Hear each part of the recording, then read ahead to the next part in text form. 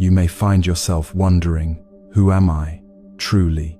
This body seems to be mine, yet it changes every single day. This mind feels like mine, yet one moment it is joyful, and the next it is heavy with sorrow. What, then, can really be called me? We get angry at someone, and only a few minutes later, regret burns in our chest.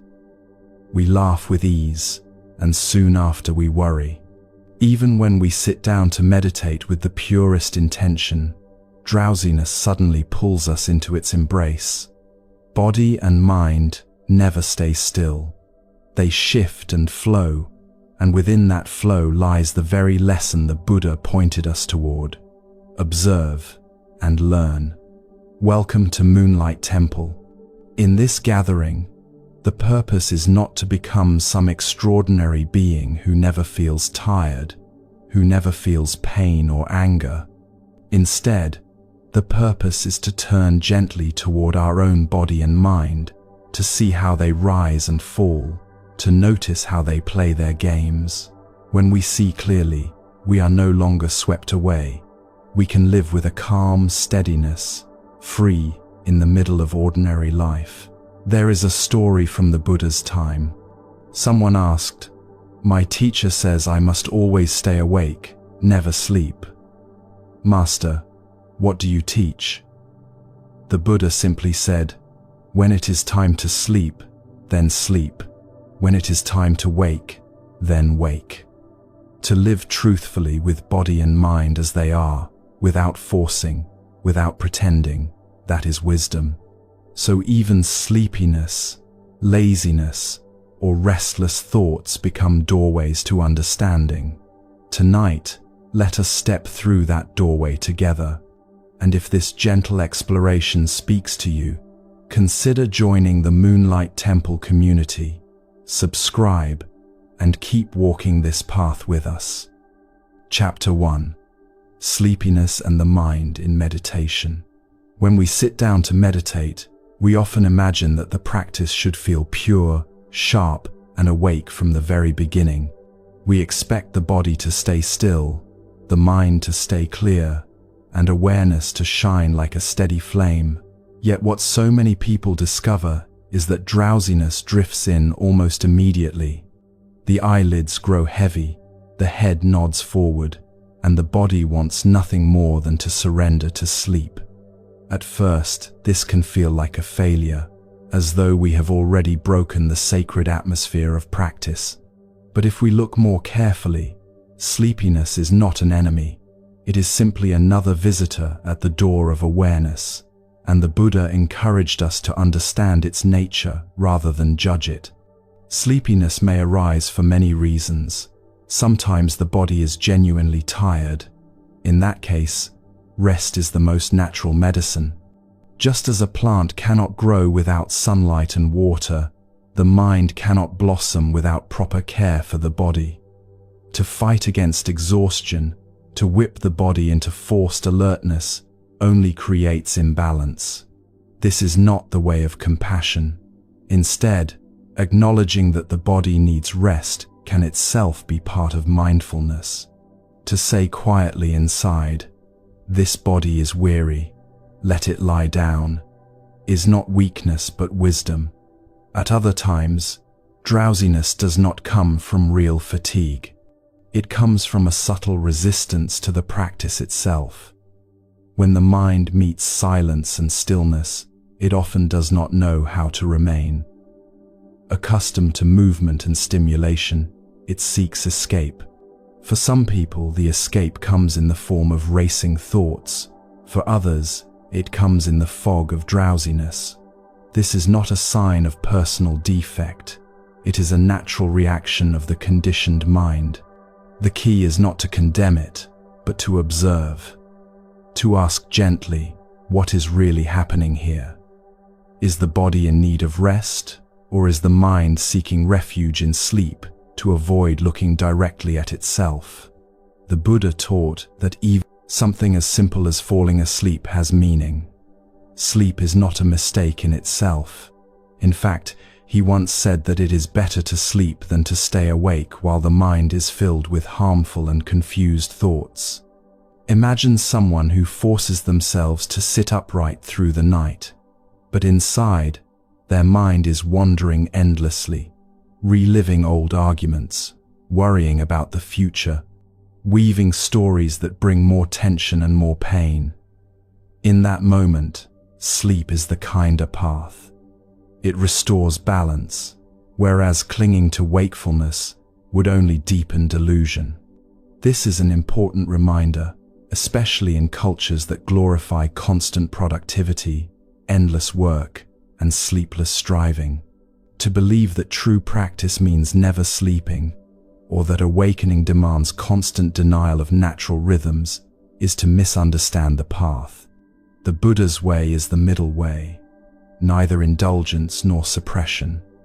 He did not ask us to destroy the body to prove our dedication. He asked us to know the body, to know the mind, to see clearly how they operate. Sleep, then, can be part of practice when it is embraced with wisdom rather than with guilt. Think of it this way: when you feel sleepy, the experience itself can be observed. The heaviness in the eyelids, the warmth spreading through the muscles, the gentle pull of gravity. These are not enemies. They are phenomena arising and passing away, just like the breath or a passing sound. If you lean closer with kind attention, you may notice that sleepiness is not a solid wall but a collection of changing sensations. Sometimes the fog thickens, sometimes it clears for a moment. Sometimes the body slumps, sometimes it straightens again. Even drowsiness, seen with clarity, becomes a teacher of impermanence. There is a beautiful balance in this. On one hand, we learn not to be harsh with ourselves. If the body truly needs sleep, then letting it rest is compassion in action.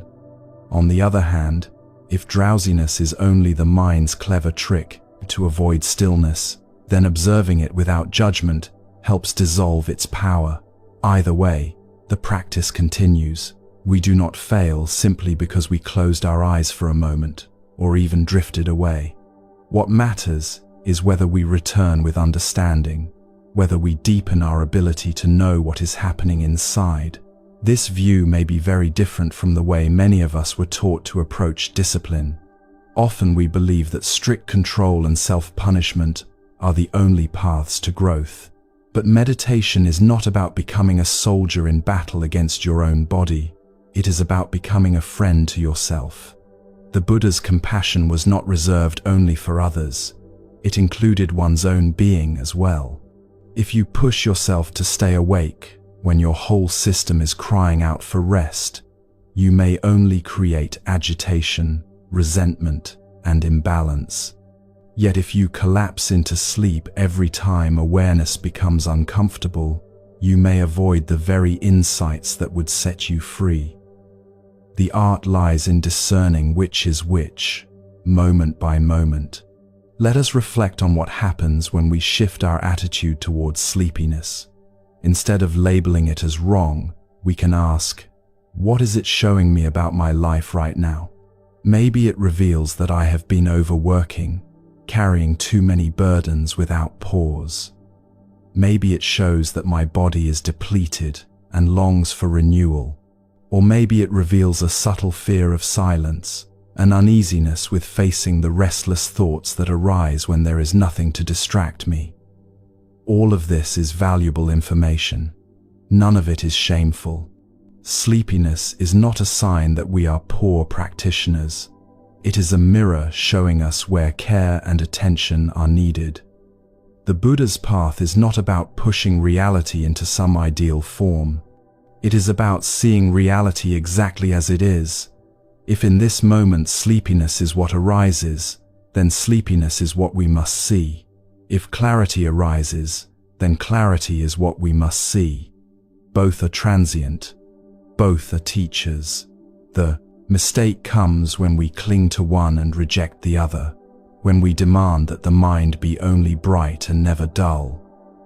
True equanimity is the ability to meet both with the same gentle gaze. In meditation practice, then, when drowsiness comes, you might experiment with curiosity. Ask yourself, can I open my eyes slightly? Can I straighten the spine, breathe more deeply, invite a little more light into the body? These are small acts of adjustment, not acts of violence. If they help, the mind brightens. If they do not, then perhaps the wisest choice is simply to rest. There is no failure here, only learning. Over time, by paying attention in this way, you will come to know your own rhythms more clearly. You will learn when the body is truly tired, when the mind is resisting, and how to respond with balance. It is important to remember that meditation is not a performance. There is no invisible judge scoring you on how many minutes you manage to stay awake. There is only the unfolding of awareness. Every moment, whether it is clear, cloudy, or sleepy, can be used as part of practice. When you accept this, you remove a huge burden of self-criticism. You discover that the path is not a straight, rigid line, but a flowing journey of discovery. Consider how radical this view is in our daily culture. So much of life is spent chasing after success and fearing failure. We want to be constantly alert, constantly efficient, constantly producing. Sleep becomes an obstacle, a weakness, something to be cut down in order to achieve more. But in the Buddha's wisdom, sleep has its place. It is part of the natural cycle of life, part of the balance of body and mind. To honor it when it is needed is to honor the very fabric of existence. To resist it blindly is to go against the grain of reality itself. So, as you continue on this path, remember that sleepiness is not a mistake, it is a messenger. Sometimes it brings the message, care for your body. Sometimes it brings the message, notice how the mind hides. Either way, if you listen deeply, it becomes an ally rather than a foe. The more you practice in this way, the more you will discover a gentle steadiness within yourself. You will learn to walk between extremes, avoiding both indulgence and suppression. This is the essence of the middle way. To be awake does not mean to never feel sleepy. To be awake means to know in this very moment what is happening and to respond with wisdom. If you are sleepy, then you know you are sleepy. If you are alert, then you know you are alert. That simple clarity is already a seed of awakening. There is a story told from the early days of the Buddha's life as a teacher, a story that has drifted through centuries to remind us of something very simple yet profoundly important. A disciple once came forward, struggling with doubt.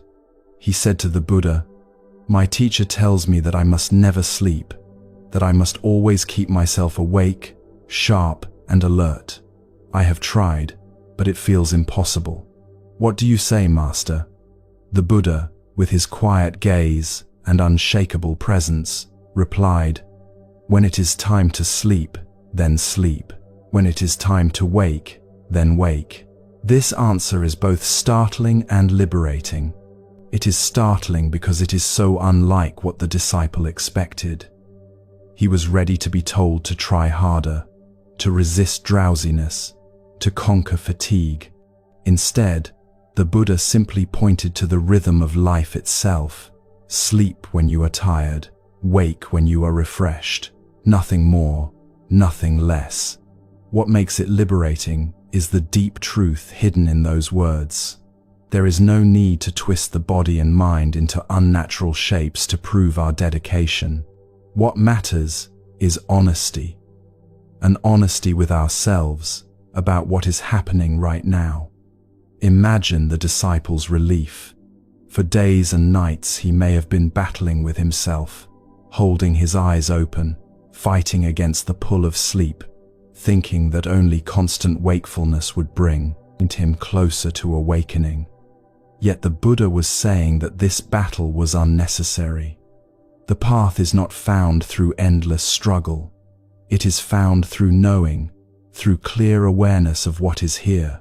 If drowsiness has arrived, then recognize drowsiness.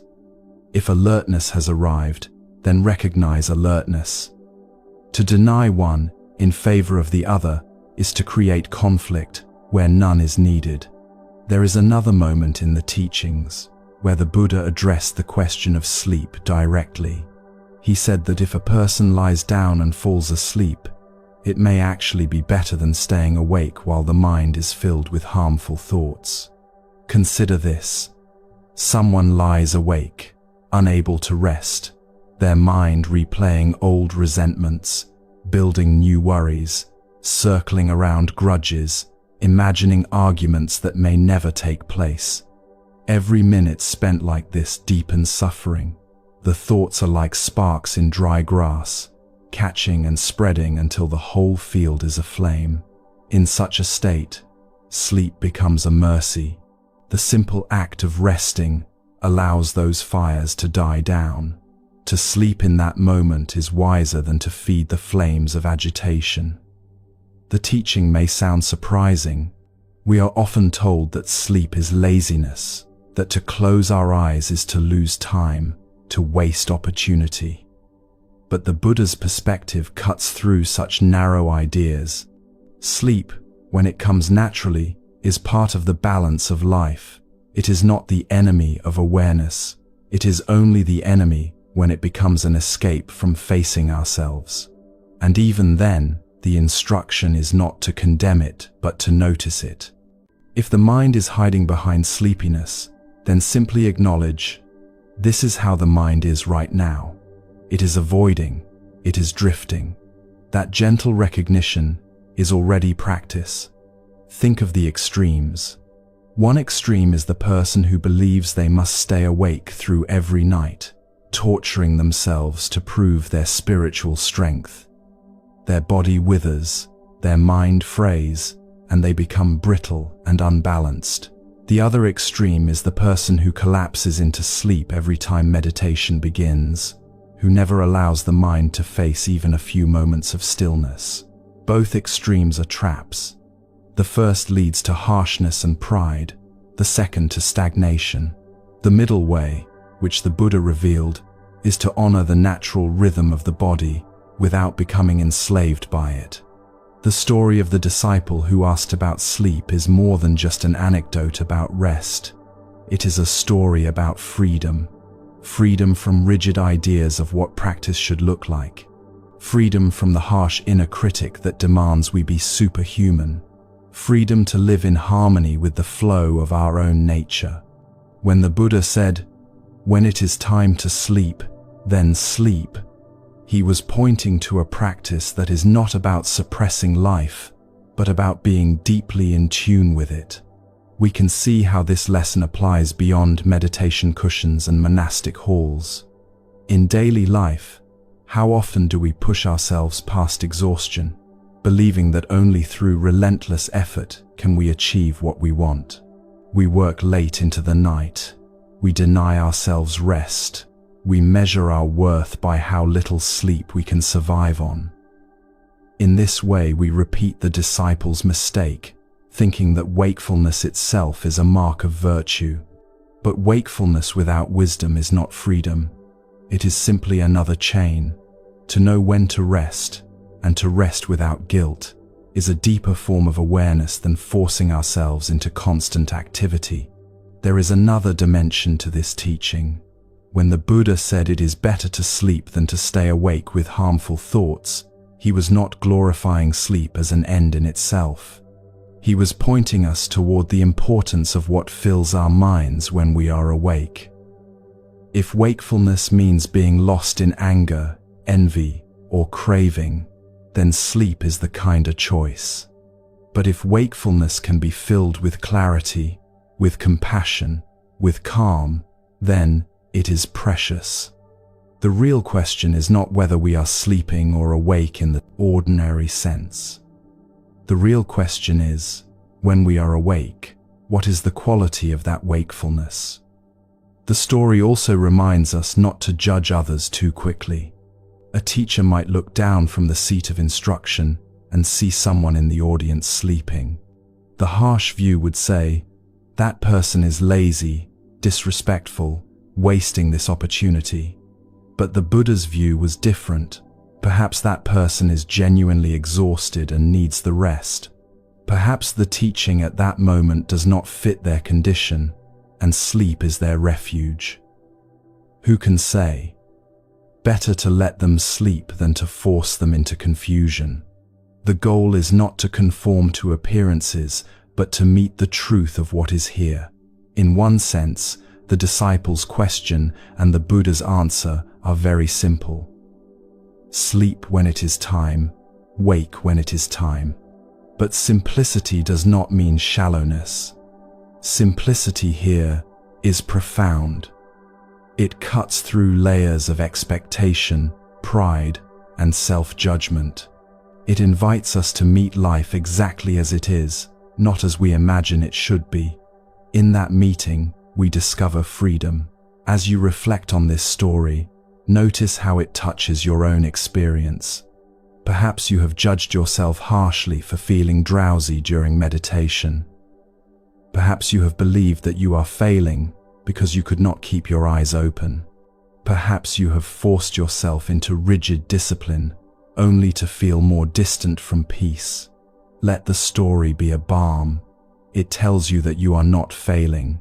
It tells you that drowsiness itself can be part of practice if you meet it with honesty and kindness.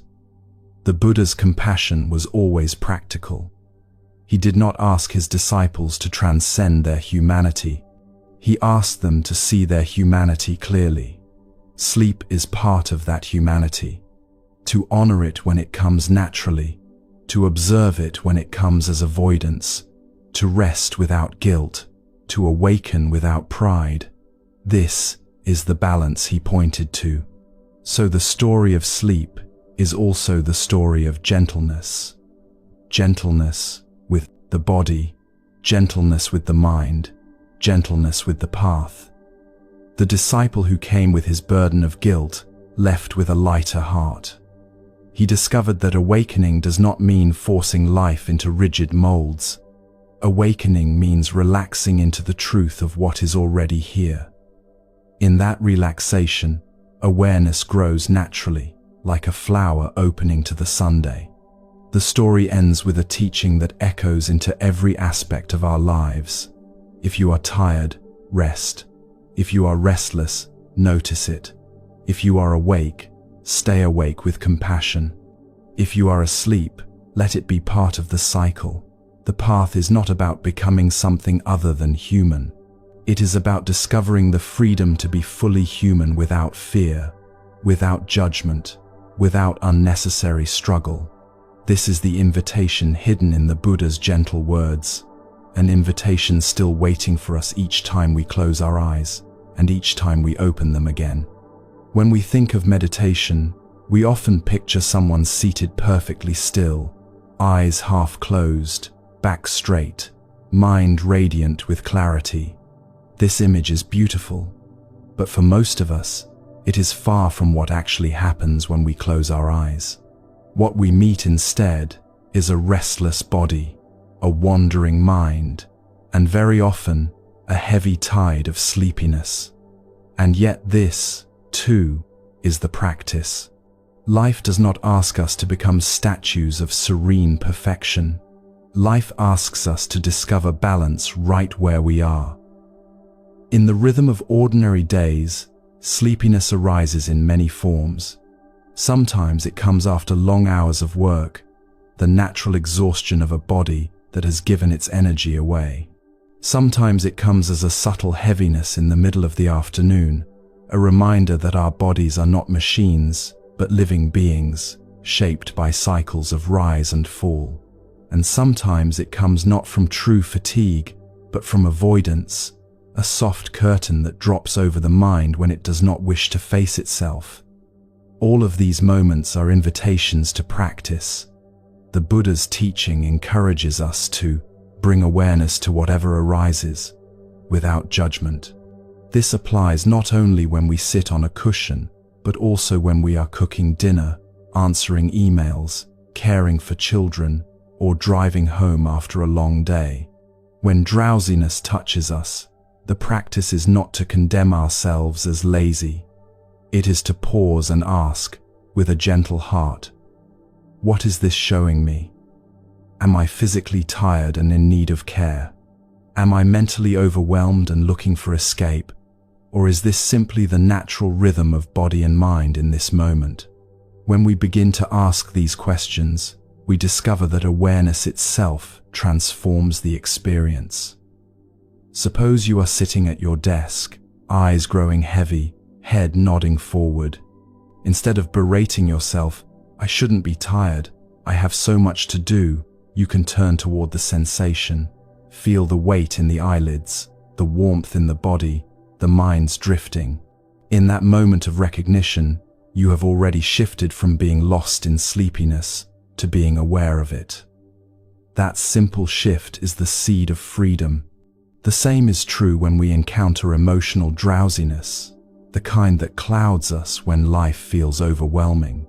Perhaps we turn on the television or scroll through our phone endlessly, not because we are physically exhausted, but because we do not want to face the discomfort inside. Here too, awareness is the key. To notice, I am avoiding, I am looking for numbness, without blame, without shame, simply seeing. In that seeing, a new possibility opens, the possibility of choosing differently, of responding with compassion instead of compulsion. This practice of noticing applies to every area of life. In relationships, for example, how often do we fall asleep in subtle ways? We stop truly listening to the people we love. We allow routine to dull our attention. We drift into assumptions rather than meeting each moment freshly. To awaken in these moments is not to force ourselves into constant intensity, but to return, again and again, to presence. When your partner speaks, can you listen as though you are hearing them for the very first time? When your child laughs, can you notice the sound fully, without letting the mind wander? To live like this is to practice wakefulness in the midst of daily life. The Buddha often described mindfulness as a way of walking gently but steadily through the world. He did not reserve mindfulness for monasteries or meditation halls. He spoke of being mindful while eating, while walking, while lying down, while waking up. Sleep itself, then, is not outside of practice. Going to sleep with awareness, resting with awareness, waking with awareness. These are all opportunities to cultivate wisdom. Even the moment you feel sleepiness rising can be used as practice. This is the body signaling rest. This is the mind signaling retreat. Can I meet it kindly? There is also a larger lesson hidden here. Our culture often glorifies constant productivity and views rest as weakness. Many of us measure our worth by how busy we are, how much we accomplish, how little we sleep. But the Buddha's teaching invites us to see differently. Rest is not laziness. Sleep is not failure. They are part of the natural cycle of life. Just as the sun rises and sets, just as the tides come in and go out, the body and mind need periods of activity and periods of rest. To honor this rhythm is to live in harmony with nature itself. In practical terms, this means learning to care for ourselves with balance. If you are truly tired, give yourself permission to rest without guilt. Notice how the mind might protest. You're wasting time. Gently recognize that voice and choose compassion.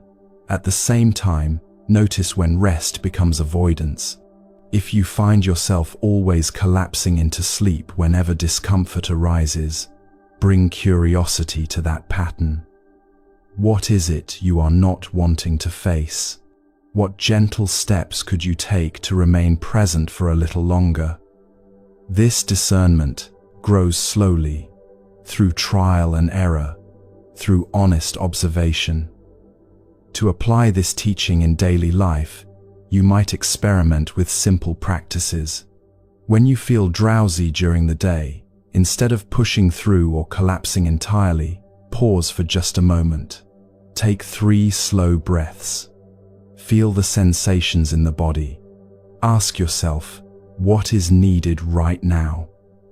Sometimes the answer is a short walk, a glass of water, a moment of stretching.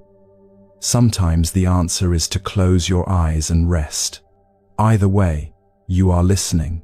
That listening itself is mindfulness. In relationships, practice noticing when you drift into sleepiness of attention. Perhaps during a conversation, your mind begins to wander. Instead of criticizing yourself, simply return. Look into the other person's eyes, hear their words, feel your presence returning to the moment. Each return is an awakening. Each return deepens the habit of awareness. In moments of stress, when the mind longs to shut down, try naming the experience softly. This is heaviness. This is avoidance. Naming is not judgment, it is recognition. Recognition loosens the grip of habit. It allows you to choose with greater freedom. Through all of this, remember the heart of the Buddha's teaching: honesty and compassion. To sleep when you are tired, to be awake when you are refreshed, to acknowledge when you are avoiding, to return when you drift. These are not separate from the path. They are the path. Reflect for a moment on how life might change if you treated sleepiness not as an obstacle, but as a teacher. Each time drowsiness comes, it teaches impermanence. This, too, rises and passes. It teaches compassion. The body deserves care. It teaches discernment. The mind sometimes hides, and that is worth noticing. What once felt like failure becomes an invitation. What once felt like shame becomes a chance to practice kindness. And so, in daily life, the lesson is simple. When you are sleepy, do not rush to condemn yourself. Pause, observe, ask what is needed, respond with balance. If you must rest, rest without guilt. If you can remain awake with curiosity. This is how awareness grows, not by denying the natural rhythms of the body and mind, but by embracing them with wisdom. This is the practice that turns ordinary life into a path of awakening, not through grand gestures or heroic efforts, but through small acts of honesty repeated again and again. Each time you notice sleepiness, each time you meet it with compassion, you are deepening the habit of awareness. You are learning to live with balance. You are learning to be free. In this way, sleepiness becomes more than just a physical state. It becomes a mirror for the whole of human life.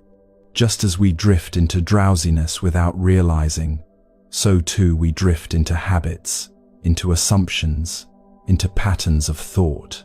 Just as we awaken by noticing drowsiness, so too we awaken by noticing our patterns. Sleepiness shows us the way to be present, to be kind, to be awake in the deepest sense. And so, as you move through your days, carry this teaching with you. Do not fear sleepiness. Do not despise it. Welcome it as another teacher along the path. Let it remind you to rest when rest is needed, to stay present when presence is possible, and to always meet yourself with compassion. This is how the simple act of being sleepy becomes a doorway to wisdom, a doorway to freedom, a doorway to peace. You are listening to a gentle teaching from the Moonlight Temple series, wisdom drawn from ancient Buddhist roots, brought to life with care and presence. To fully receive the heart of these teachings, I invite you now to pause. Soften the edges of your day. Let your body rest. Take in a slow, quiet breath and exhale into stillness. Allow your awareness to return, not to the past, not to the future, but to this very moment. Nothing else is required, just your presence. If this offering has brought you a moment of peace, we gently invite you to support this journey by subscribing to the Moonlight Temple, sharing these teachings, or simply returning again when your heart needs rest. Every small act of presence helps this temple of silence grow. Chapter 2. Past, Present, Future. When people first encounter the Buddha's teaching about living in the present moment, they sometimes misunderstand it as a call to erase the past and to abandon all thought of the future.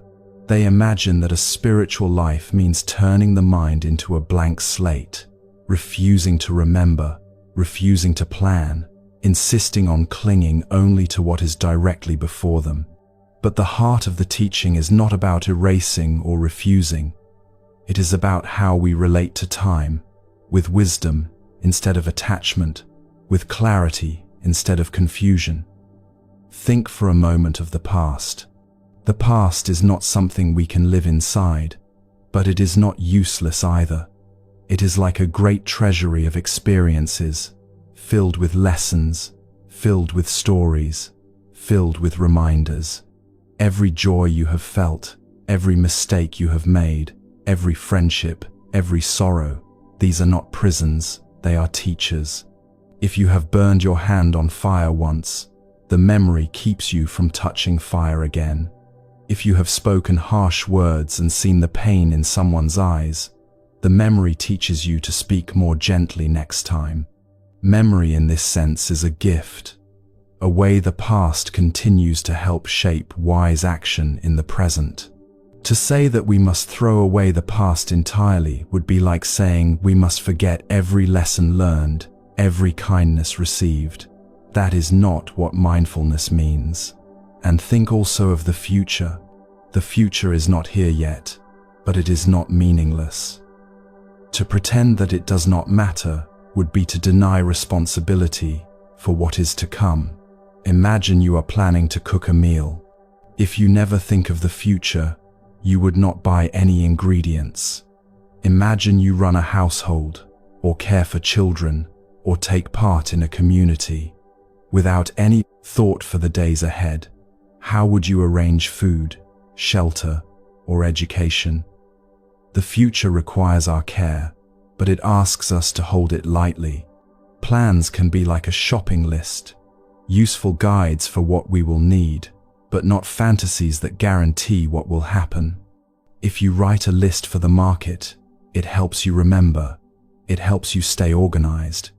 But you also know that when you arrive, some items may be unavailable, and you will adapt. The plan is practical, not absolute. That is the wise way to think of the future. The Buddha's teaching about time, then, is not a denial but a balance. He warned against chasing after the past or yearning after the future in a way that traps us. The danger is in drowning in old memories until we cannot see the present clearly, or building castles in the air about the future until we lose contact with reality. But remembering is not the same as drowning, and planning is not the same as fantasizing. The teaching points to the middle way, to use past and future as tools without being enslaved by them.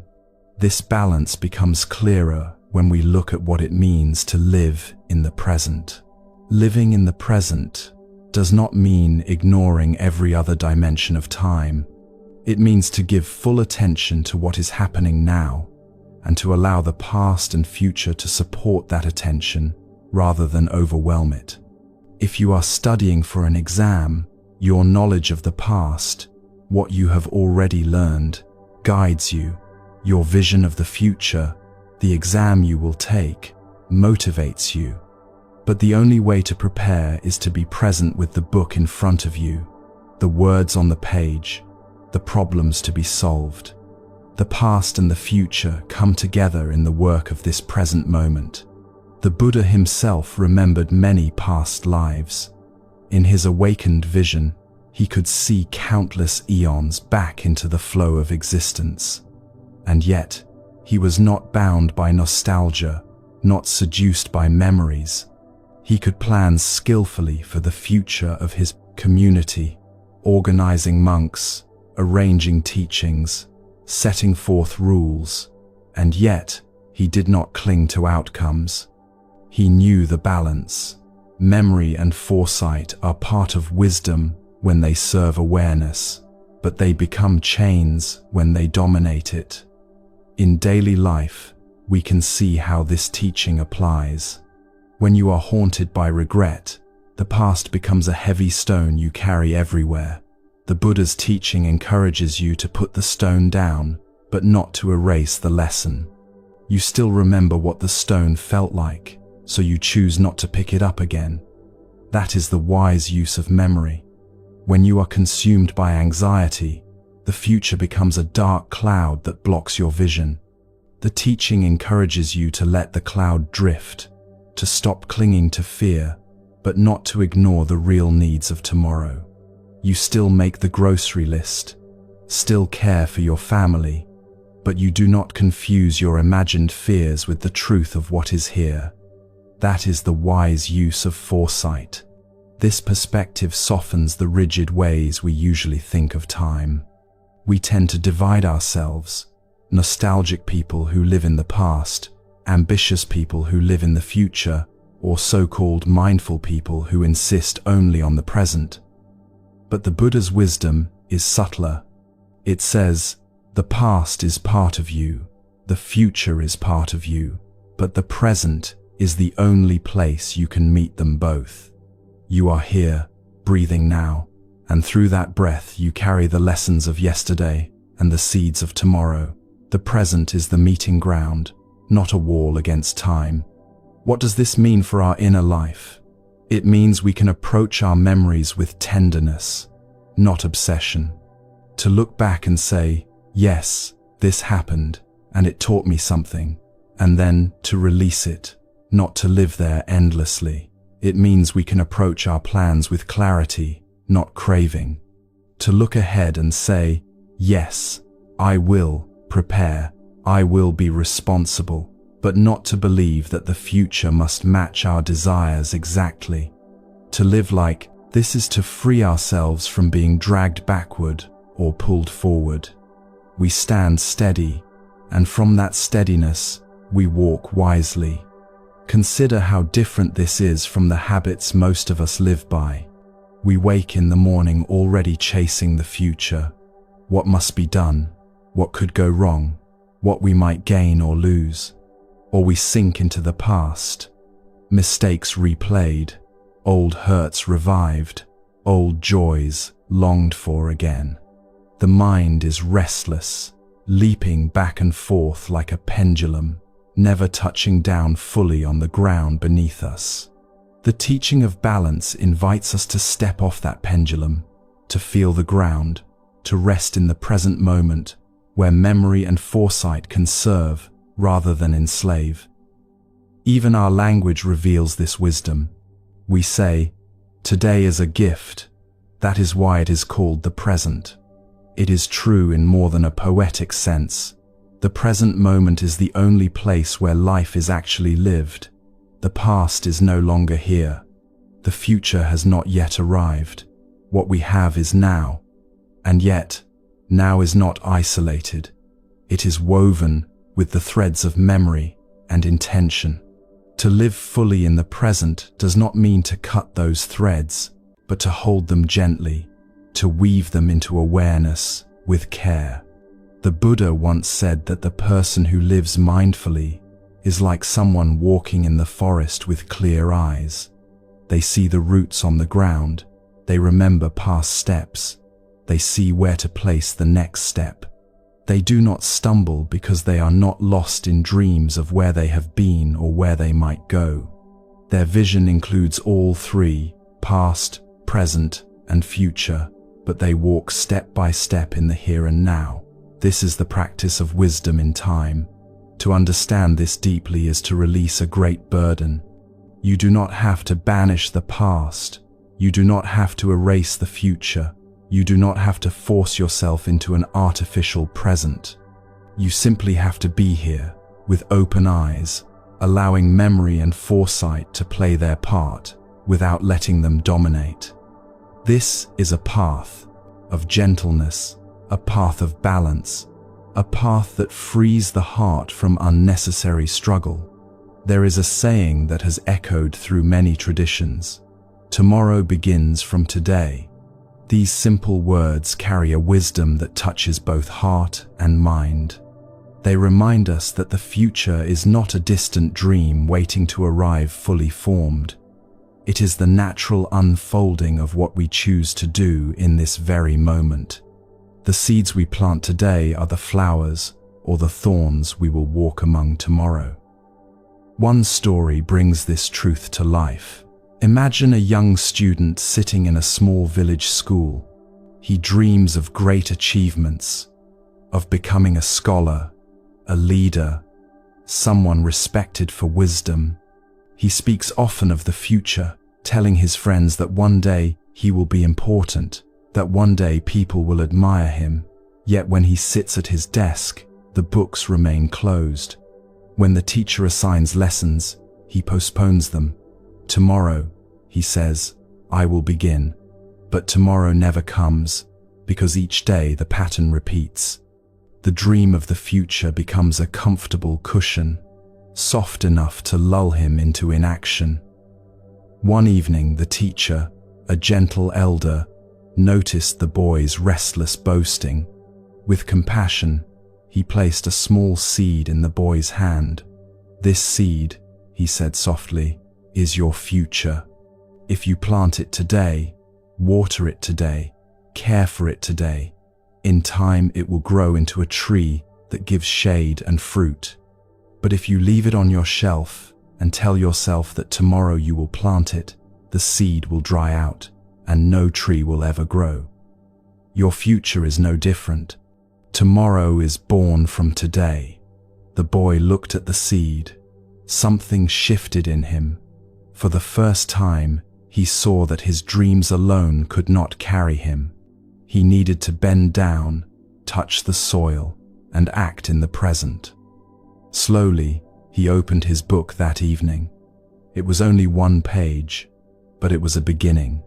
From that day forward, he studied a little each day, and with each page, with each effort, his future took shape, not as a fantasy, but as the natural result of his present actions.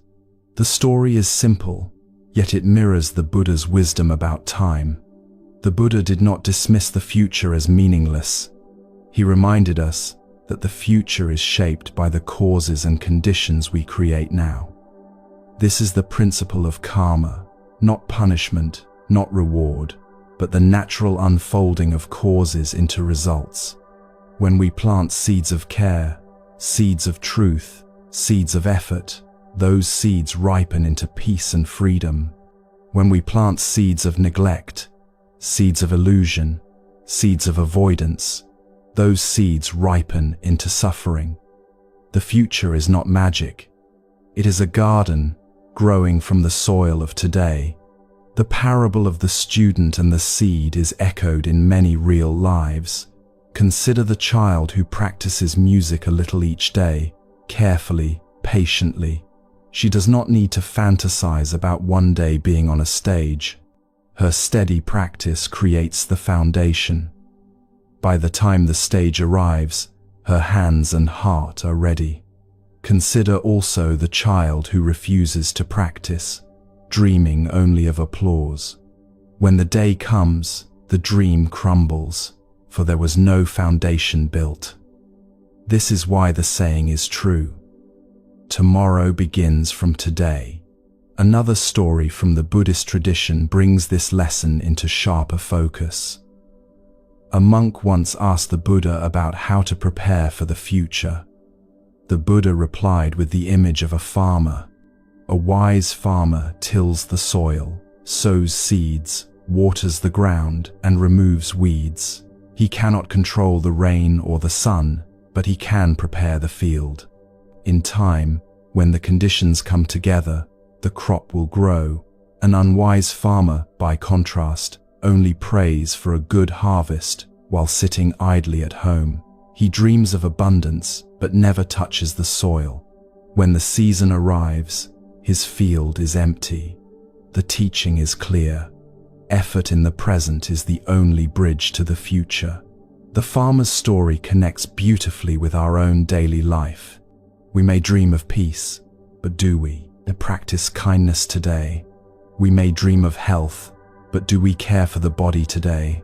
We may dream of wisdom, but do we take time to learn and reflect today? The future is not built on dreams alone. It is built on the steady, sometimes small, but always meaningful actions of this very moment. The Buddha's compassion shines through this teaching, because he never asked us to despise the future or to abandon memory of the past. He simply asked us not to drown in them. The young student in the story was drowning in the dream of his imagined greatness. The farmer who prayed but did not sow was drowning in fantasy. Their lesson is our lesson, to return to the soil of now, to take the small actions that shape tomorrow, to remember that the present is not separate from what has been and what will be. Even the phrase, "Tomorrow begins from today," reminds us not to cut time into rigid boxes.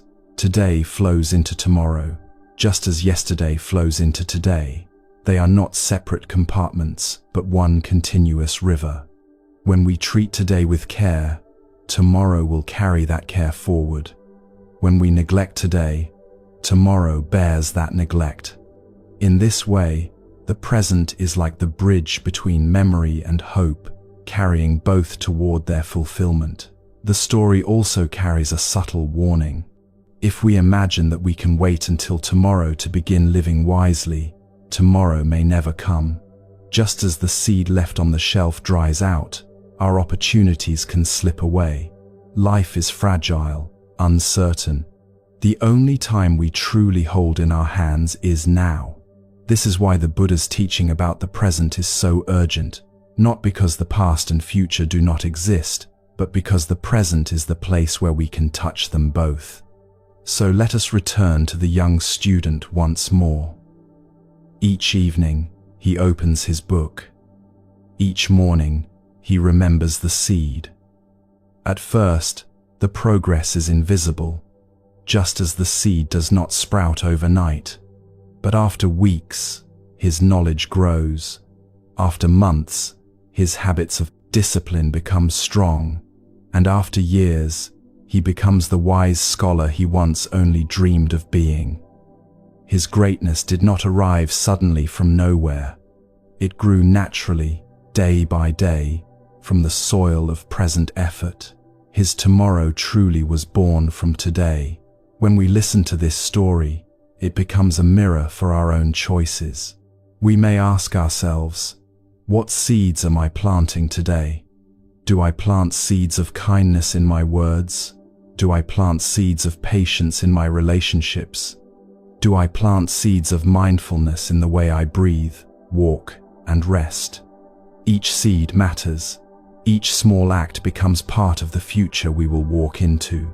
To ignore this is to live in illusion. To honor it is to live in wisdom.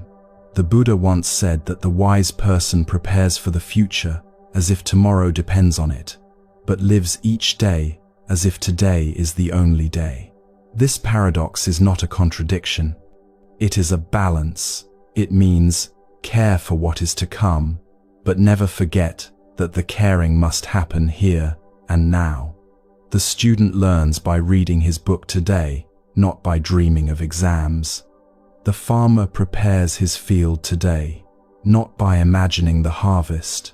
And we too can live with this balance, remembering the past, planning the future, but acting in the present. This is the heart of the story. Tomorrow begins from today. The seed you hold in your hand right now, whether it is a word of kindness, a gesture of patience, a small act of discipline, that seed shapes the future. You do not need to despair about the past or fear the future. You only need to plant, water, and tend to the seeds in this moment. The rest will follow naturally. The teachings about time become real only when they are lived.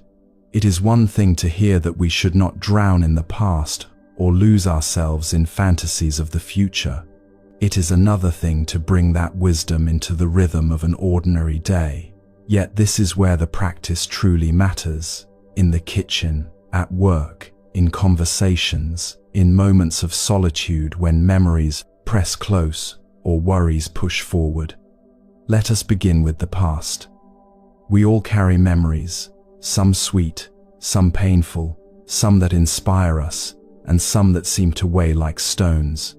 The invitation of the Buddha's teaching is not to erase these memories. It is to use them wisely. Imagine you are walking along a path. Behind you stretches the ground you have already covered. You do not need to walk it again, but the memory of its curves and obstacles helps you know where you are now. If you slipped on a rock earlier, you remember to step more carefully when the path becomes rough again. In the same way, remembering past mistakes can be a form of compassion, guiding you to act differently. Remembering past kindnesses can be a source of strength, reminding you of the goodness that supports you. The past, used this way, is not a trap, but a teacher. Yet there is also a danger in the past. If we replay our regrets endlessly, they become prisons. If we cling to old joys, longing to relive them, they become chains. To apply the teaching in daily life is to notice the difference. When a memory arises, ask yourself gently, is this helping me live wisely now, or is this binding me in sorrow? If it helps, let it guide you. If it binds, let it go. This is how we transform the past from a burden into a resource. Now consider the future. Most of us spend a great deal of time there. We imagine what might happen. We worry about what could go wrong. We build dreams of what we hope will come. Planning is necessary. Without it, we could not live responsibly. But obsession with the future robs us of life. It is like staring at a map without ever taking a step on the journey. The way to practice is to treat the future as a guide, not a cage. Write your shopping list, make your appointments, set your goals, but hold them lightly. If the store is out of what you plan to buy, adapt. If your path takes a different turn, adjust. In this way, planning becomes an act of care without becoming a source of suffering. Daily life gives us endless opportunities to practice this balance. At work, for example, you may feel pressure to achieve results in the months ahead. If you live only in that future, the present moment becomes a blur of stress. But if you focus only on the present without any vision, you may drift without direction. The practice is to hold both together, to set goals with clarity, and then to bring your full presence to today's task, knowing that each step contributes to what will come. This is how tomorrow begins, from today, comes alive in daily action. Relationships, too, are shaped by how we hold past, present, and future.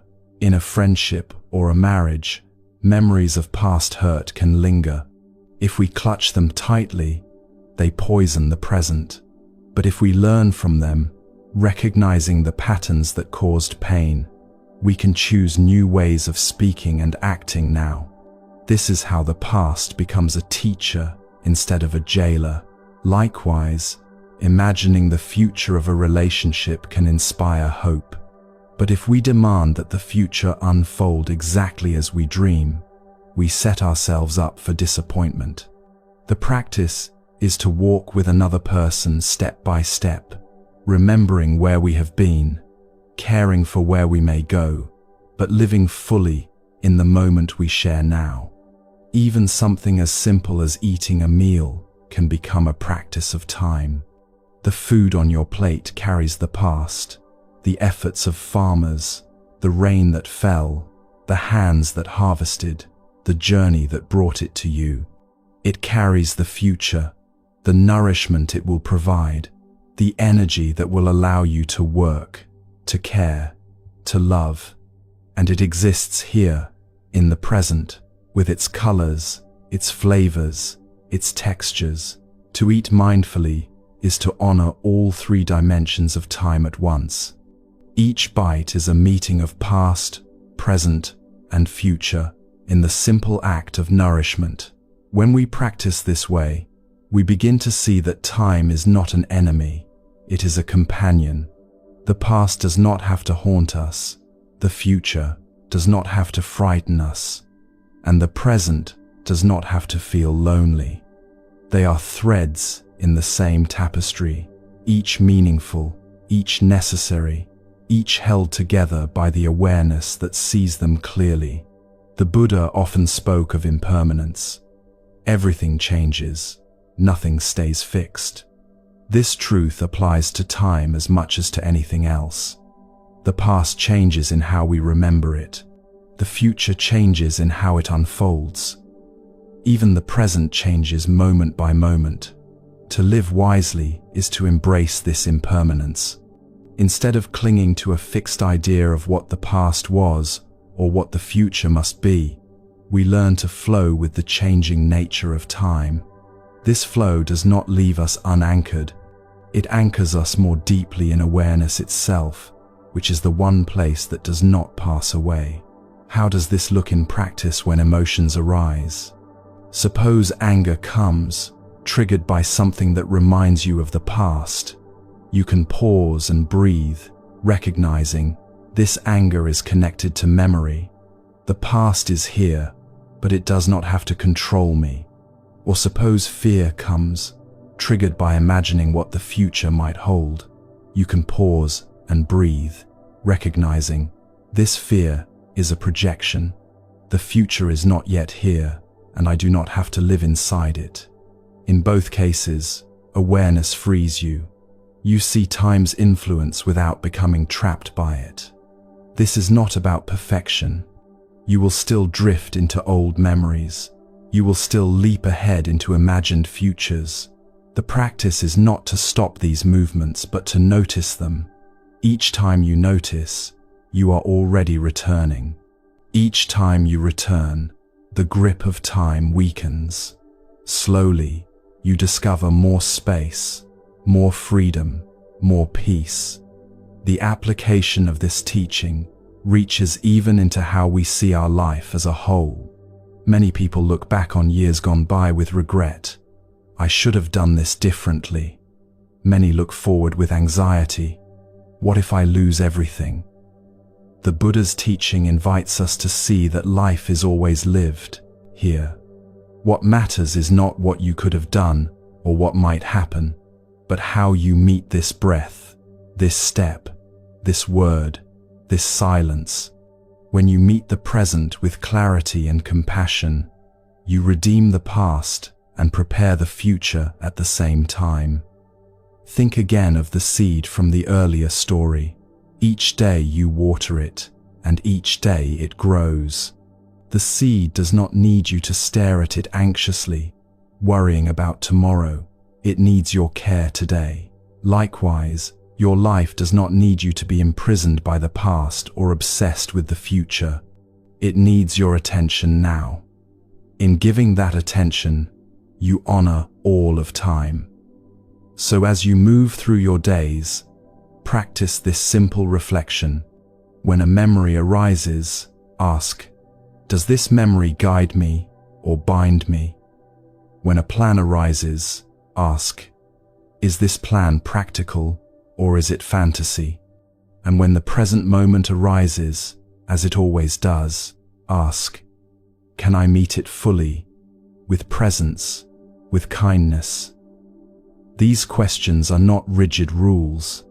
They are gentle companions, helping you navigate the river of time with wisdom. Living this way does not mean you will never feel regret or worry again. It means you will not be enslaved by them. You will see them as waves on the surface of the mind, rising, falling, passing. Beneath the waves is the steady ocean of awareness, always here, always now. To discover this ocean is to discover peace that is not bound by past or future. And so, the teaching about time is not abstract philosophy. It is a practical guide for every breath of life. Remember the past, but do not drown in it. Plan for the future, but do not cling to it. Live in the present, but do not make it into a prison. Hold all three with balance, with gentleness, with clarity. This is the path the Buddha pointed to, the path that leads to freedom, not in some distant tomorrow, but in the life you are living right now. Chapter 3: The Nature of Knowing and the Forms of Knowing. In the teachings of the Buddha and in the reflections of many great masters after him, there is a distinction that helps us understand the mind more deeply. The difference between the nature of knowing and the forms of knowing. At first, this may sound abstract, but it becomes simple and illuminating when we explore it through images from ordinary life. The forms of knowing are like waves on the surface of the ocean. They rise and fall, they change shape, they carry movement, they depend on conditions. The wind blows and waves appear. Some are tall and strong, others small and gentle. Some crash loudly, others ripple softly. Each one has a beginning, a middle, and an end. They are born, they live for a time, and then they disappear back into the sea. In the same way, the forms of knowing are the specific ways we experience, seeing, hearing, smelling, tasting, touching, thinking. Each perception arises, lasts for a moment, and then dissolves. The nature of knowing, by contrast, is like the water itself. Beneath the waves, there is a vast, quiet presence. Water does not come and go the way a wave does. A wave appears only because water is already there. Without water, there can be no wave. In the same way, beneath every perception and every thought lies the simple fact of awareness itself. This awareness does not begin when an object appears, and it does not end when the object vanishes. It is continuous, like the ocean supporting all waves. It is silent, like the depth beneath the surface. It is not born when we open our eyes, and it does not die when we close them. Understanding this difference is not just philosophy, it is a path to peace. Most of us live as if we are only waves. We identify with each rise and fall. We say, "I am happy," when a bright wave rises. "I am broken," when a dark wave crashes. We measure ourselves by size, by strength, by comparison. My wave is larger than yours, or my wave is too small. We live in fear of disappearing, forgetting that what we truly are is not the wave, but the water itself. When we remember the water, fear lessens. We see that while forms come and go, the nature of knowing remains. This teaching echoes through many of the Buddha's words. He often pointed to the impermanent nature of sights, sounds, thoughts, and feelings. They arise dependent on conditions and fade when those conditions pass. Yet the capacity to know them, the bare awareness, does not itself arise and fade in the same way. It is the ground that allows all experience. To confuse the two is to live in constant struggle. To recognize the difference is to discover freedom. Think of how this plays out in daily life. A thought of anger appears. If you identify fully with the wave, you say, "I am angry," and the anger grows strong, pulling you into words and actions that deepen suffering. But if you see the wave as only a form on the surface, you can say, anger is present, but it is just a wave. Beneath it, the water remains clear. You do not have to fight the anger, nor do you have to act it out. You simply recognize it, let it rise, let it fall, and return to the depth of awareness. The difference between drowning in the wave and resting in the water is the difference between bondage and freedom. This does not mean rejecting the forms of knowing. Waves are not enemies of water. They are simply expressions of it. To live wisely is to welcome each form without clinging to it. When joy comes, enjoy the sparkle of the wave. When sadness comes, honor it as part of the sea. When confusion comes, see it too as a ripple, temporary and dependent on conditions. All are made of the same water. All return to the same depth. The practice, then, is not to force the mind to stop producing waves. That would be like trying to command the ocean to stay flat forever. The practice is to recognize the waves for what they are, and to remember the water beneath them. Awareness itself does not need to be polished or improved. It is already pure, already present. What needs to be refined is our relationship to the forms, our tendency to cling, to resist, to believe that the wave is the whole truth of who we are. In Buddhist thought, the forms of knowing are often described as the 6 consciousnesses: sight, sound, smell, taste, touch, and thought. Each arises when sense organs meet objects. They are real, but they are fleeting. The nature of knowing is sometimes called the luminous mind or the clear light. It is not bound to any particular object, and it is not stained by the movements on its surface.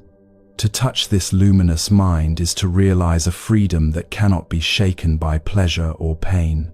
Imagine standing at the shore of the sea. You watch the waves roll in and out. If you only watch the surface, the ocean seems restless, unpredictable, full of chaos. But if you dive below, even a few feet, a calm silence surrounds you. The waves are still there above, but you are no longer tossed by them. Life is like this. On the surface, there will always be joy and sorrow, gain and loss, praise and blame. But beneath, there is the stillness of awareness. To know this stillness is to find a refuge that nothing can disturb. This distinction is not meant to encourage withdrawal from life. On the contrary, when you know yourself as water, you can participate fully as a wave. You can laugh when joy arises. You can cry when grief arrives. You can speak, act, and live with freedom. Because you know that each wave will pass, you are not enslaved by it. Because you know that the water remains, you can return to stillness whenever the surface grows wild. This is not indifference. It is intimacy with life itself. The Buddha often described the awakened person as one who responds skillfully to each situation, then returns to rest when the situation ends. When conditions come, they act. When conditions end, they return to stillness. This is like a wave rising when the wind blows, then settling back into the sea when the wind is calm. The awakened one is not bound to any particular form. They embody water taking the shape of each moment, yet always knowing itself as water. For most of us, the habit of identifying with the waves is strong. We say, I am my thoughts, I am my feelings, I am my story. To begin loosening this identification, we can practice simple noticing. When a thought arises, instead of saying, this is me, we can say, this is a wave. When a feeling swells, we can say, this is a wave. Each time we remember, we strengthen the recognition of the water. Slowly, the grip of illusion weakens. This recognition has profound effects. It softens fear of death, for we see that while each wave dissolves, the water remains. It softens attachment, for we see that no wave can last forever. It deepens compassion, for we realize that every wave, large or small, gentle or fierce, is made of the same water. Your joy and my sorrow, your success and my failure, all are expressions of one ocean. To see this is to feel connected, not separate. So the teaching of the nature of knowing and the forms of knowing is not just for scholars or monks. It is for anyone who wishes to live with less fear and more peace. It tells us, you are not only the restless surface, you are the depth beneath. Waves will come, as they always do, but the water remains. To remember this is to walk through life with a steady heart, to meet each moment fully and let it go gently, to live with freedom even in the midst of change. Once, long ago, a master sat with his students beside the ocean. The waves were restless that day, rising high under the push of the wind. Some students admired the power of the sea, pointing to the tallest waves that seemed to tower like mountains. Others laughed at the small ripples, calling them weak and unworthy of attention. The master listened quietly and then asked, "Do you see the waves only, or do you see the water?" The students looked puzzled. "Of course we see water," one replied. "But it is the waves that catch our eyes. They are large or small, beautiful or frightening. The water is just there." The master smiled gently. That is the way most people live. They measure themselves by the shape of their waves, strong one moment, weak the next, proud when their wave rises, despairing when it falls. They forget that all waves, whether tall or small, whether crashing or gentle, are nothing but water. Without water, no wave can exist.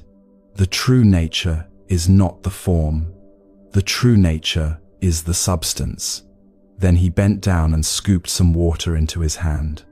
"Look, this water is the same, whether it rises as a mighty wave or lies still in the palm. The wave believes it is separate, boasting of being long or lamenting being short. But water never boasts, never despairs. It simply is." The students sat silently. In their hearts they began to understand. They too were waves on the surface of awareness, caught up in pride, fear, and endless comparison, forgetting that their essence was the same clear water of knowing. This story has been told in many forms, but its lesson remains unchanged. We are like waves. Our thoughts, our emotions, our identities, our stories, they rise and fall. They expand and contract. They take shapes that seem solid but vanish quickly. One day we are joyful, another day sorrowful. One moment we are successful, the next we feel lost. Each form feels absolute in the moment, but soon it changes, just as each wave eventually sinks back into the sea. Yet beneath all these forms lies the same pure awareness, the same simple capacity to know. This awareness is not proud when a great wave rises, and it is not ashamed when a small ripple fades. It is like water, steady, silent, patient. When we remember this, we begin to live differently. Another parable deepens the teaching. A monk once asked his teacher, "Master, how should I live in the world? Should I renounce all action, or should I engage fully?" The teacher replied, "Be like water. When the wind stirs, water forms waves. It does not resist. When the wind stops, the water settles back into stillness. In the same way, when life brings duties, engage fully, respond naturally. When the duties pass, return to rest. Do not cling to the form of the wave. and do not fear returning to the depth. Know yourself as water, not just as wave. This teaching is both simple and profound. If we live as if we are only waves, we fear every change. We fear death, for we think it is the end of our wave. We fear loss, for we think it means the collapse of our form. We envy other waves, comparing ourselves endlessly. But when we know ourselves as water, we see that each form is temporary. Waves rise, waves fall, but water remains. Life and death, gain and loss, praise and blame, these are just movements on the surface. Beneath them, awareness is untouched. The story of the waves and the water can also be seen in how we treat our own emotions. Imagine anger rising like a fierce wave. If you believe you are the wave, you say, "I am anger itself," and the wave crashes into destructive words and actions. But if you remember you are water, you can say, "Anger is a wave passing through." You do not deny it, but you do not become it. You allow it to rise and fall, knowing it cannot harm the water beneath. In this way, the story becomes not just a metaphor, but a guide for living. Consider also the story of the wave that forgot it was water.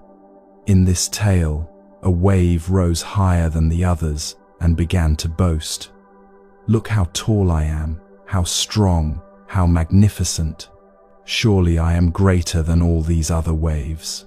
But soon, as the wind shifted, the wave fell, crashing into foam. In despair, it cried, "I am nothing. I have been destroyed." Another wave nearby whispered, "Brother, do not forget, you are water. You are never only a wave. You rise, you fall, but your true nature remains, untouched." At that moment, the despair lifted. The wave realized it had always been water, and always would be, no matter what form it took. This story illustrates what happens when we identify only with the temporary forms of knowing, our roles, our achievements, our failures, our moods. When we cling to them, we suffer endlessly, for they cannot last. But when we remember our deeper nature as awareness itself, we are free. We can laugh when a wave rises, we can cry when it falls, but we no longer lose ourselves in pride or despair. The Buddha often emphasized that liberation does not come from erasing all waves. It comes from recognizing them as waves and remembering the water. He taught that one who knows their own mind clearly is like someone watching the sea with wisdom. They see the waves, but they are not deceived. They know the difference between surface and depth. The parables of the wave and the water are not distant myths. They speak directly to our own lives. When you wake in the morning and a heavy mood greets you, you can remember, this is just a wave. When joy bubbles up in laughter, you can remember, this too is a wave. When fear grips you, when love warms you, when grief bends you, wave after wave, each one real, each one temporary, each one water in form. Living with this recognition does not make us cold or detached. On the contrary, it allows us to feel more deeply, because we are no longer afraid of being destroyed by what we feel. To love as water is to love fully, knowing that waves will rise and fall, but the ocean of awareness remains. To grieve as water is to grieve honestly, without fearing that sorrow will erase us. To live as water is to live freely, responding to each moment without clinging to form. So the story of the waves and the water is more than a lesson. It is an invitation. It invites us to stop measuring our worth by the size of our waves. It invites us to rest in the quiet depth beneath the surface. It invites us to see others not only as waves to be compared, but as water sharing the same essence. This recognition is the root of compassion, When you know that your joy and another's sorrow are made of the same substance, kindness flows naturally. The master by the sea told his students, "Remember the water. Waves are beautiful, but do not forget the water." His words echo through time, carrying the same gentle truth. You are not only what rises and falls, you are the depth that holds it all. When you remember this, fear loosens its grip, and peace becomes possible, even in the middle of the storm. The distinction between the forms of knowing and the nature of knowing may feel lofty at first, but it becomes real when we bring it into daily life. We do not need to live on the edge of the ocean to see the waves. We have our own waves every day, thoughts that surge, emotions that ripple, moods that crash and subside. The practice is not about imagining a distant sea, but about recognizing the ocean of awareness within our own lives. Consider the way thoughts come and go. In the morning, perhaps you wake up and the mind immediately begins its chatter. So much to do today. I hope I can manage it. Why did I say that yesterday? These are waves, rising quickly as the wind of habit stirs the surface. If you believe you are the waves themselves, you are instantly swept away, already anxious, already restless. But if you pause and remember the water, you can see, these are thoughts. They rise, they fall. But beneath them, I remain aware. The recognition does not stop the waves, but it prevents you from drowning in them. Now imagine a moment of joy, a child's laughter, a kind message from a friend, a meal that delights the senses. The wave of happiness rises, bright and full. If you cling to it, fearing it will end, the joy itself becomes fragile. You tighten around it, and it begins to slip away. But if you remember the water, you can enjoy the wave fully, without needing it to last. You smile, you appreciate, and when it fades, you remain at peace. The water holds both joy and its passing. This way of seeing also transforms how we relate to pain. When sorrow or anger arises, it can feel overwhelming. The wave is tall, the crash is loud, and we believe, this is me, I am sorrow, I am anger. But the Buddha's teaching whispers gently, no, you are not only this wave, you are also the water that contains it. To hold pain as a wave is to soften its sting.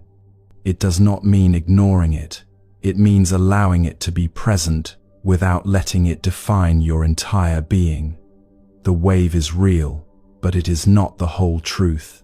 Daily practice can make this wisdom tangible.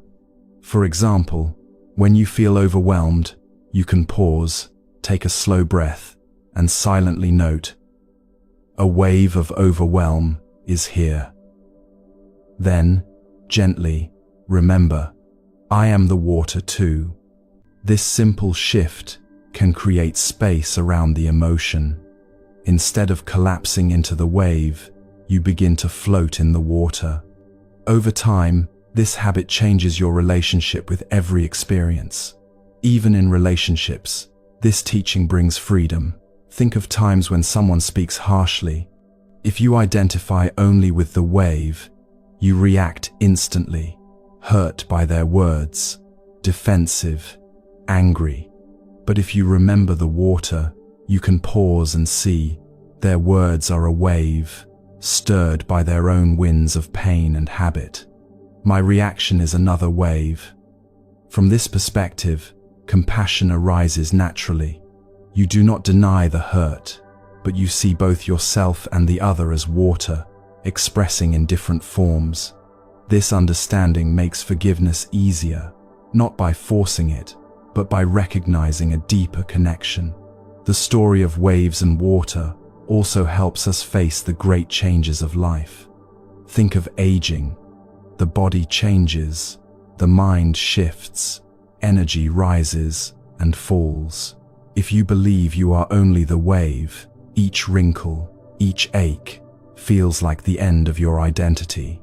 But if you know yourself as water, you see that forms are meant to change.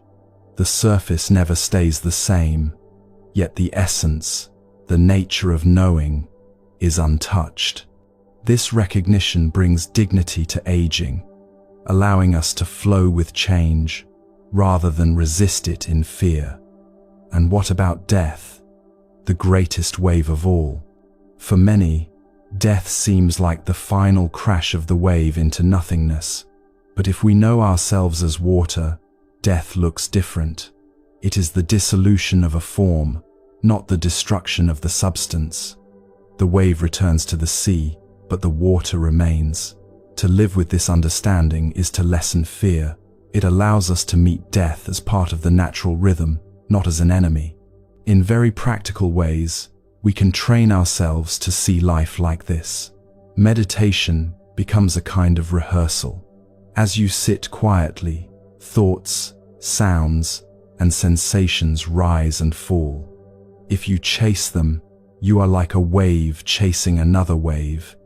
If you resist them, you are like a wave trying to flatten the sea.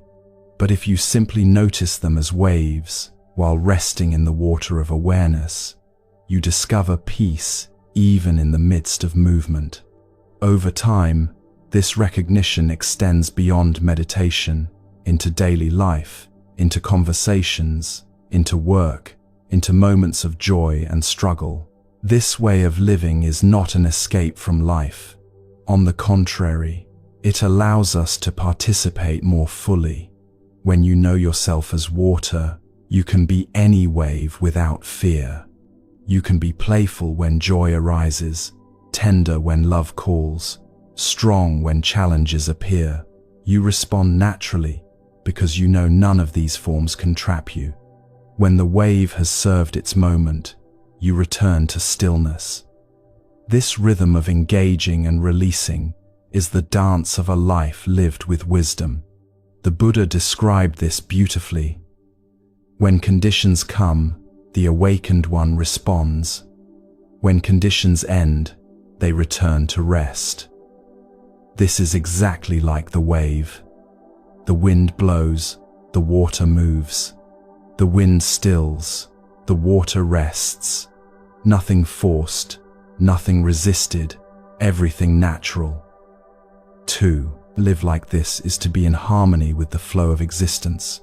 Reflection on this teaching also deepens compassion. If I know that my suffering is a wave, I can see that yours is too. If I know that beneath my waves is water, I can recognize the same water beneath yours. We may appear as different forms, your wave large, mine small, yours gentle, mine fierce, but our essence is the same. This recognition dissolves barriers. It allows kindness to flow freely. For in caring for another wave, I am caring for the same water that sustains me. There is a quiet courage that comes from this understanding. You no longer need to cling desperately to pleasure, nor to run endlessly from pain. You know both are waves, both made of water, both temporary. You can welcome them without fear, release them without regret. This courage does not make you cold, it makes you free. It allows you to love deeply, because you are no longer afraid of loss. It allows you to live fully, because you are no longer afraid of change. In the end, the teaching of the nature of knowing and the forms of knowing is not just about philosophy. It is about how we breathe, how we feel, how we meet this moment. Every day gives us chances to practice, noticing a thought without becoming it, enjoying a joy without clinging to it, meeting a sorrow without drowning in it. Each practice is like remembering the water beneath the waves. And with each remembrance, peace grows stronger. So as you move through your day, carry this simple reflection: waves will rise, waves will fall, but I am also the water. Let this thought be your anchor in moments of turbulence. Let it be your comfort in moments of loss. Let it be your reminder in moments of joy. In time, it will become more than a thought. It will become a direct knowing. And from that knowing flows the freedom, compassion, and peace the Buddha pointed to. You are listening to a gentle teaching from the Moonlight Temple series, wisdom drawn from ancient Buddhist roots, brought to life with care and presence. To fully receive the heart of these teachings, I invite you now to pause. Soften the edges of your day. Let your body rest. Take in a slow, quiet breath and exhale into stillness. Allow your awareness to return, not to the past, not to the future, but to this very moment. Nothing else is required, just your presence. If this offering has brought you a moment of peace, we gently invite you to support this journey by subscribing to the Moonlight Temple, sharing these teachings, or simply returning again when your heart needs rest. Every small act of presence helps this temple of silence grow. Chapter 4. Borrowed Body and Mind, the lesson of life's value. When we enter this world, we come empty-handed. When we leave, we depart empty-handed as well. Between birth and death lies a life filled with borrowed things. This may sound unsettling at first, but within it is a liberating wisdom. The body we claim as mine is not truly our possession. It is given to us through countless conditions: parents, food, air, water, and time. Without these, the body could not exist. The mind we call my mind is also shaped by countless influences: language learned from others, thoughts inspired by teachers, emotions stirred by relationships, and habits formed by culture. Even the ideas we hold most dear are not born from nothing. They are woven from everything we have borrowed. The Buddha often reminded his disciples that clinging to the body, possessions, or even mental states as self leads to suffering. Why? Because everything borrowed must eventually be returned. No loan is permanent. The body grows old, possessions change hands, relationships shift, even the mind's moods come and go like weather. To insist that these things are permanently ours is to set ourselves up for disappointment, but to recognize their borrowed nature is to live with greater freedom. Think of the body as a house you are allowed to stay in for a time. You did not build it from nothing. It was given to you through the work of countless lives: parents, ancestors, farmers, laborers, doctors, strangers who never knew your name. The food you eat to keep the house strong is grown by others, transported by others, cooked by others. The air you breathe is not made by you, but by the trees and oceans. Even the heartbeat that sustains you is not under your control. One day it began, without your decision, and one day it will end, also without your command. To see this is not despair, it is humility, and from humility comes gratitude. The mind, too, is a borrowed field. The words you think in, the images that guide you, the values you hold, all come from a web of influence. Teachers, friends, books, songs, strangers, even moments of silence, all have planted seeds in your mind. Some seeds grow into wisdom, others into confusion. Yet even confusion is not purely yours. It too is a borrowed wave passing through. When we realize this, the pressure to control everything softens. The mind is not a possession to cling to, but a garden to tend with care, knowing that its soil and water are shared with countless others. Possessions may be the easiest example of borrowing. Wealth, homes, clothes, objects, all seem to be mine, but look closely. You did not create them from nothing. Each item is the fruit of countless hands and materials. A simple cup of tea requires soil, rain, sunlight, a farmer's labor, a potter's skill, transportation across distances, and the hand that offers it to you. To call it mine is a convenient label, but not the truth. Eventually, the cup will chip, the tea will be gone, the possessions will change hands. Ownership is temporary. Borrowing is the reality. This truth does not mean we should reject the body, mind, or possessions. The Buddha never taught contempt. Instead, he pointed to wise relationship. If you borrow a book from a friend, you treat it with care, knowing it is not yours to damage. In the same way, treat your body with respect. Nourish it, rest it, but do not cling as if you could keep it forever. Treat your mind with gentleness. Cultivate wholesome seeds, but do not imagine it belongs to you alone. Treat possessions with gratitude. Use them for good, but do not chain your happiness to them. In this way, borrowing becomes a lesson in responsibility, not a cause for despair. The teaching of borrowed existence also helps us understand impermanence. When we realize that nothing was ever truly ours, letting go becomes natural. When the body ages, we can say, "This was borrowed, and now it is returning." When a beloved object breaks, we can say, "It was never fully mine, only something I was allowed to hold for a time." When even the mind shifts moods, we can say, "Thoughts are visitors, not permanent residents."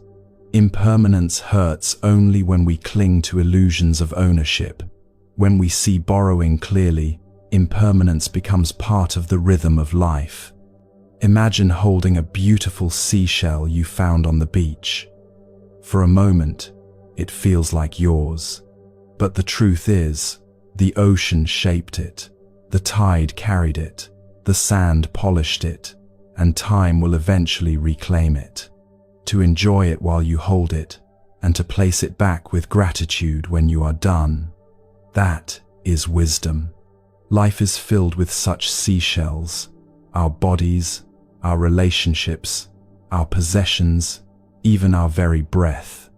Each one is a gift borrowed from the vast web of causes and conditions. Each one must eventually return.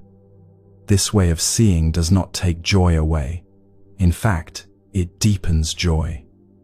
When you know a moment is borrowed, you savor it more fully. A sunset, a conversation, a song, a touch, none will last forever, and that is what makes them precious. Happiness is not in clinging to hold them still, but in opening to their fleeting beauty. The Buddha's teaching reminds us, true joy lies in presence, not in possession. To live this, truth requires practice. Each day, you can pause and remember, this body is borrowed, this mind is borrowed, this moment is borrowed. Far from making life heavy, this remembrance makes it light. It frees you from the endless struggle to own what cannot be owned. It shifts your focus from grasping at permanence to appreciating impermanence. It transforms ordinary moments into treasures. The story of borrowing also shifts how we see ourselves in relation to others. If all that I am is borrowed, then gratitude naturally arises. Gratitude for parents who gave me life, for teachers who shaped my mind, for strangers whose labor sustains me, for the earth itself that offers food, water, and air. Gratitude softens pride. We see that we stand on the shoulders of countless beings. None of us is self-made. To live with this awareness is to live humbly, kindly, and gratefully. There is also compassion in this view. If my body, mind, and life are borrowed, so are yours. We are all temporary holders of gifts that will one day be returned. This levels the ground between us. Rich or poor, strong or weak, famous or unknown, all are borrowers. Knowing this, we can treat each other not with arrogance or envy, but with empathy. We are all travelers in the same borrowed house, all guests in the same fleeting inn. The teaching of borrowing does not diminish life's meaning, it reveals it. The point is not to escape or reject existence, but to live fully within it. We are here, with borrowed body and mind, for a short while. What shall we do with this loan? The answer is simple. Live with awareness, live with kindness, live with gratitude. Do not waste the loan in endless clinging or complaint. Use it to learn, to grow, to love, to see the truth of life's preciousness. This is the heart of the teaching. Happiness is not found in holding forever. It is found in seeing clearly the gift of now. The breath you are taking is borrowed, and that is why it is sacred. The people around you are borrowed, and that is why they are precious. The moment itself is borrowed, and that is why it is to be lived, not postponed. In this way, recognizing the borrowed nature of body and mind is not a burden but a blessing. It shifts us from grasping to gratitude, from fear to freedom, from illusion to truth. It teaches us that the value of life lies not in ownership, but in appreciation, and in that appreciation, peace begins to grow. The parable of the lawsuit against heaven. There is a story that has been told in Buddhist tradition, a story both humorous and profound. It is the story of a man who, at the end of his long and accomplished life, brought a complaint against heaven. He had lived with diligence and effort, built wealth and reputation, raised a family, earned respect. But when death came, all of it slipped from his grasp. Angry and bewildered, he cried out, "This is unfair. I worked for these things. I earned them, and now they are taken away. I will sue heaven for injustice." In this story, the man stands before the great judge of life and begins his case. He says, "I was born into this world, and with my own hands created a life of success. I built my house, I gathered wealth, I raised my children, I cultivated my mind. These were mine, my property, my achievement. Yet now, at the end, you strip them from me. What cruelty is this? What betrayal?" The judge listens patiently and then answers with a calm voice. "You say these things were yours. Let us look carefully. Did you create your body? Did you design your bones, fashion your muscles, breathe life into your lungs? Were you the one who caused your heart to beat, your blood to flow? Or were these given to you by causes far greater than yourself? You received them at birth, and you will return them at death. The body was never truly yours. It was a loan." The man, startled, tries to defend himself. "If not the body, then at least my possessions were mine. The land, the house, the wealth, I worked for these." Again the judge replies, "Did you create the land from nothing? Did you form the soil, or call forth the rain? Did you mine the metals, grow the trees, or weave the fibers? Others labored, nature offered, time shaped. You gathered what was already given, but none of it was born from you alone. You borrowed from earth, from others, from generations past. The house you built was never only yours, it was a gift on loan, and now it returns." Frustrated, the man argues further, "But my family, my wife, my children, they are mine, surely." The judge speaks gently. "Did you fashion their bodies? Did you create their souls? They came into your life as companions, not possessions. They walked with you for a while, but they too are borrowers, each on their own journey. You could not own them, and they could not own you. You shared time, love, and lessons, and now each must move on." The man grows desperate. "If not these, then my mind is mine. My thoughts, my memories, my feelings. Surely these belong to me. The judge pauses, then says, your mind too is borrowed. The words you think in were taught to you by others. The ideas you hold were seeded by books, teachers, friends, strangers. Even your memories depend on countless conditions. The people you met, the places you traveled, the experiences given by time. You did not invent thought itself. You borrowed it, lived with it, and now you return it. The man falls silent. His arguments crumble. Slowly he asks, if all is borrowed, then why was I born? Why give me a life, only to take it back? The judge's voice softens, filled with compassion. You were given this loan so that you might learn the value of each moment. Life is not about keeping forever. It is about living fully. You were not sent to own, but to experience. Not to grasp, but to awaken.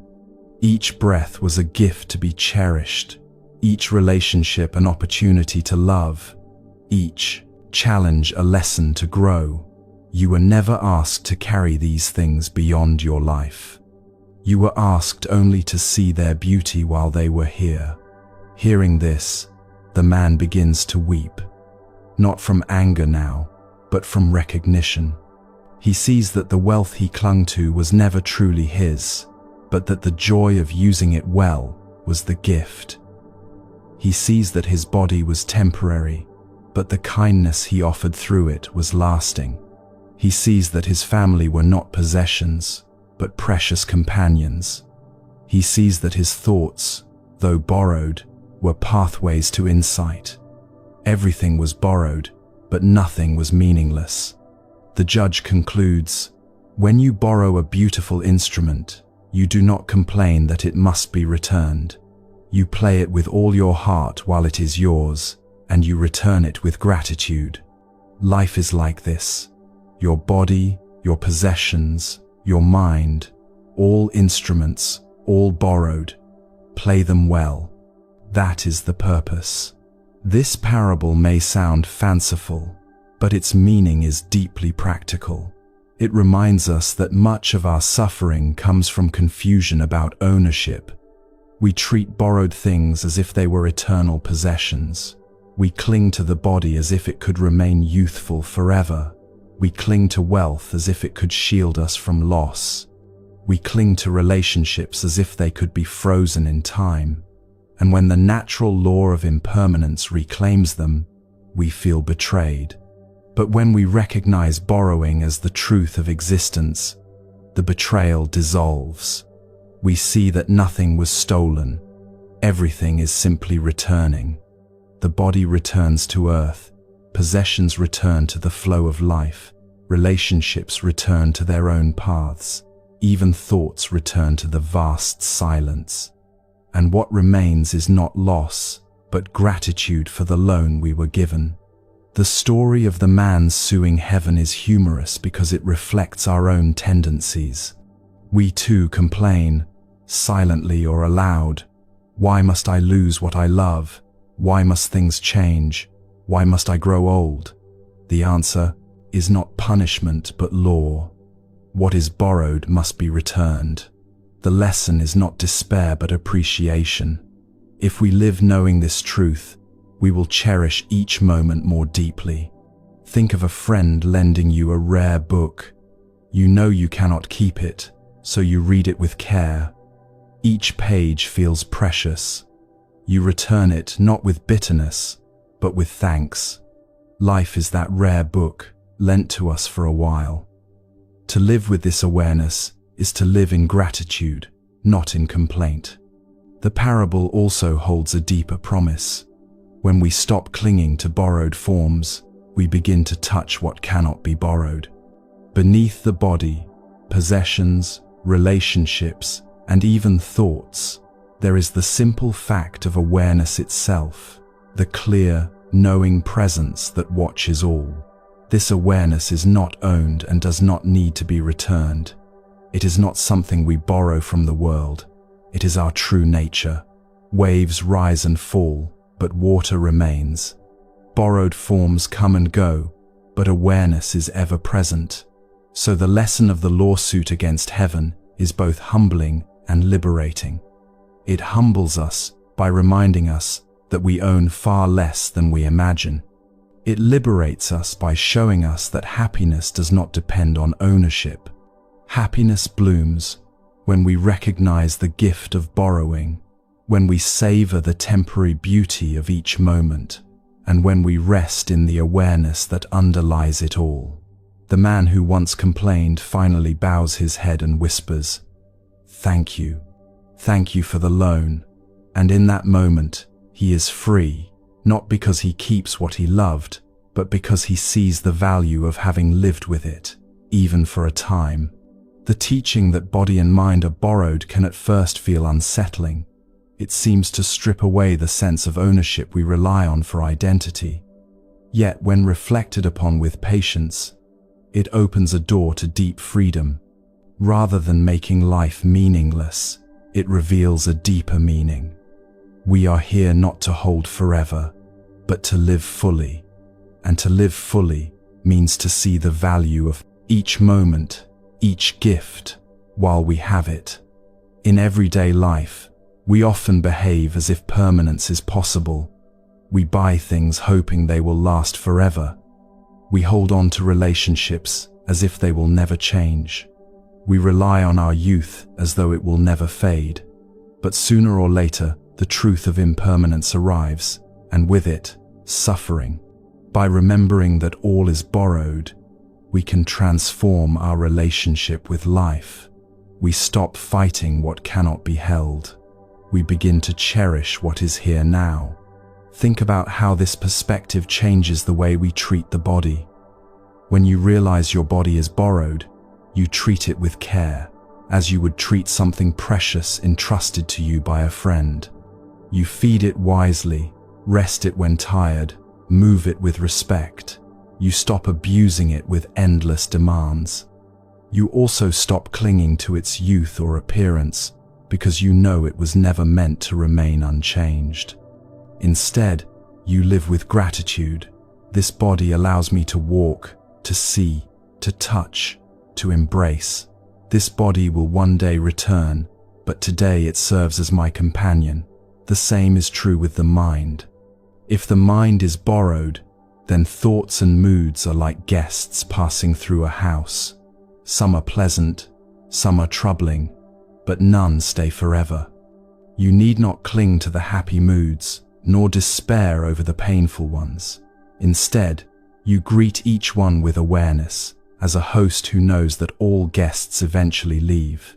This way of living brings balance. It allows you to rest in the deeper awareness that holds all thoughts, rather than being trapped in the rise and fall of each one. Relationships too are illuminated by this reflection. When you know that even the people you love are borrowed companions, you love them more fully. You no longer take them for granted, assuming they will always be there. You cherish the time you have, the words you share, the presence you enjoy. And when changes come, as they always do, you grieve, but you also understand. Their path, like yours, is borrowed and temporary. This understanding softens the sting of loss. It allows love to flow without the chains of possession. Possessions themselves look different when seen through this lens. A house, a car, a book, even something as simple as a cup of tea, none are truly mine. They pass through my life, used for a time, then passed on, broken or transformed. This recognition shifts the focus from ownership to stewardship. Instead of clinging to keep, you use with gratitude and care. And when the object is gone, gratitude remains, because you know it was always a loan, not a permanent claim. This awareness also transforms the way we face challenges. When hardship comes, we often ask, "Why me? Why is this taken from me?" But if life is borrowed, then loss is part of the natural return. A difficult season, a broken plan, Even the decline of health, these are not punishments. They are reminders